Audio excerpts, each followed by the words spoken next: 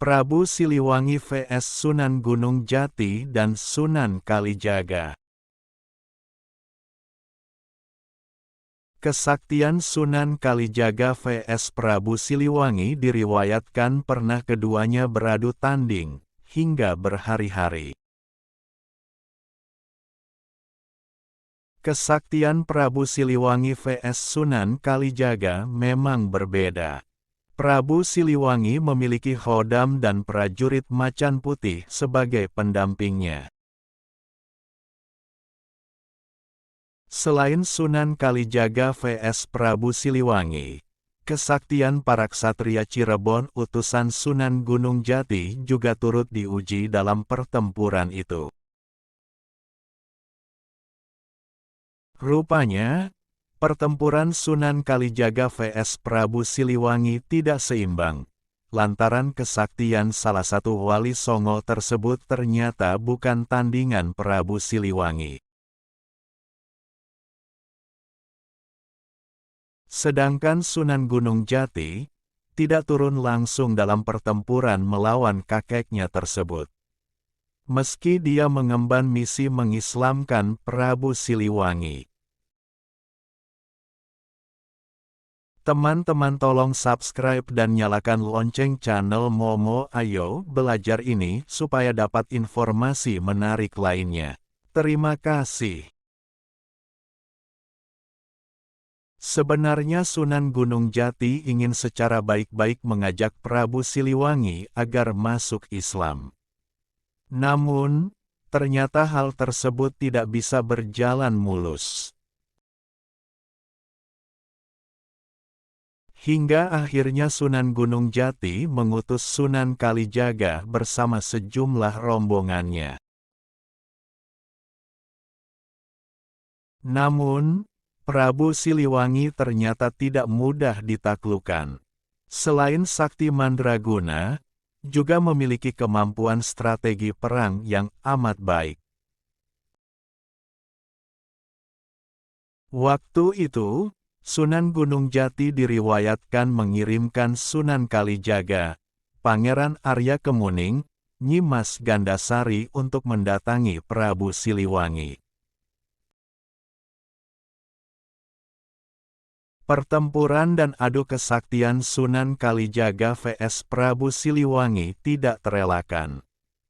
Namun, rombongan dari Kesultanan Cirebon berhasil dipukul mundur. Dengan karomah yang dimiliki, Sunan Gunung Jati akhirnya mendapatkan petunjuk bagaimana menaklukkan dan mengalahkan Prabu Siliwangi. Ternyata, dia harus menggunakan sebuah pusaka yang digabung dengan benda lainnya untuk bisa menandingi Prabu Siliwangi. Sulitnya, salah satu pusaka tersebut ternyata milik Putri Kandita atau Nyi Roro Kidul. Yang konon katanya adalah putri dari Prabu Siliwangi. Akhirnya Sunan Kalijaga diutus untuk bertemu dengan Nyi Roro Kidul dan berusaha meminjam tombak Karera Reksa yang kesohor kesaktian dan kemampuannya. Tapi, bukan Nyi Roro Kidul namanya.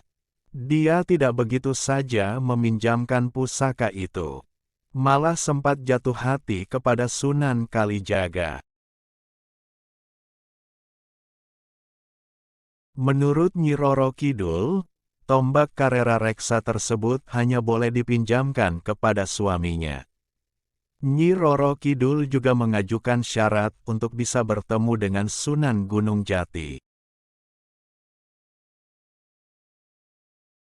Singkat cerita, akhirnya Sunan Kalijaga membawa Nyi Roro Kidul ke Cirebon untuk berkunjung kepada Sunan Gunung Jati.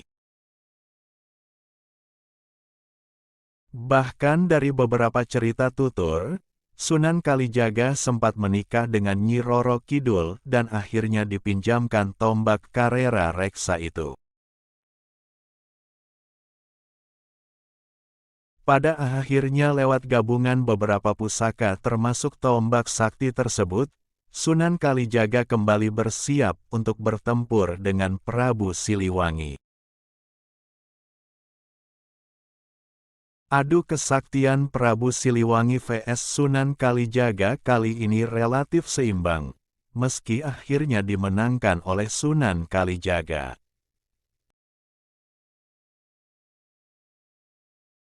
Kendati demikian, cerita ini hanya bersumber dari kisah tutur turun-temurun. Sulit dibuktikan dalam perspektif sejarah. Like, share, comment.